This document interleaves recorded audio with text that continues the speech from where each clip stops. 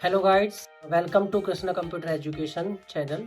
आज हम आपको सैलरी स्लिप बताएंगे एमएस एक्सेल में किस तरह से हम सैलरी स्लिप बनाना है। इसमें बहुत सारे फॉर्मूले भी आपके क्लियर हो जाएंगे। देखिए, सबसे पहले आप यहाँ पे एक्सेल खोलेंगे और एक्सेल खोलने के बाद पहले हेडिंग डालेंगे rate salary slip,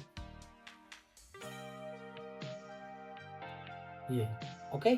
salary slips डाल देंगे और सबसे पहले डालेंगे यहाँ पे हम एम्प्लॉय नेम, क्योंकि सैलरी जो बनाई जाती है वो एम्प्लॉय की बनाई जाती है। एमपी एम्प्लॉय और ओल्ड एंटर के साथ नीचे आ जाएंगे और ये नीचे आ जाता है, रेपटैक्स का काम करता है ये देखिए एक ही सेल में आ गया।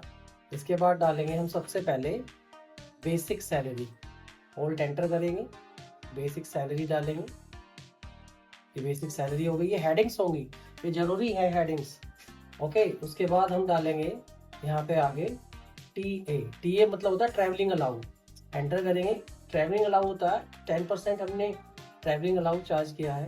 उसके बाद डालते हैं यहाँ पे डी ए डेली अलाउंस होता है और टी ए होता है ट्रैवलिंग अलाउंस।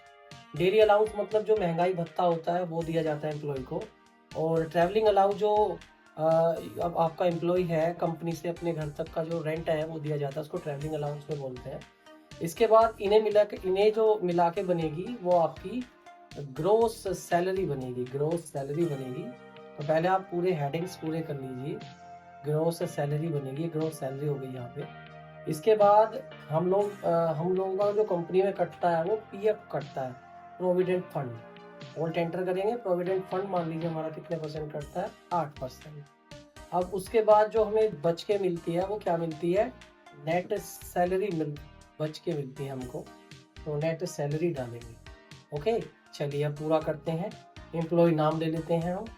एम्प्लॉय नाम ले लिया हमने, राम, श्याम, मोहन, सोहन, गीता, सीता, अमर, ओके। एम्प्लॉय सैलरी ले ली। पिछली वीडियो में मैंने आपको अपनी कॉलम को एडजस्ट करना बताया था, थोड़ा थोड़ा कॉलम एडजस्ट कर लेंगे जो डेटा को क्लियर कर पाए आपके। अब देखो, सबसे पहले बेसिक सैलरी डालेंगे। बेसिक सैलरी मान लो आपने 5,000 डाल दी, ये 6,000 डाल दी, 7,000 डाल दी, 8,000 डाल दी, 9,000, 8,500 और ये 6500, ये सैलरी डाल दी। इसके बाद अब इसका 10% निकालना है।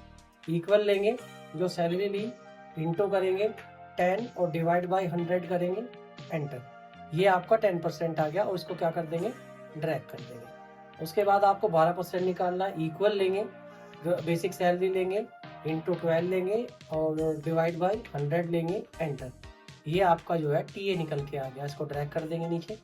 उसके बाद ग्रोस सैलरी क्या होगी, equal basic salary plus TA plus DA plus TA, तो ये आपकी हो गई बेसिक सैलरी, इसको ड्रैग कर देंगे।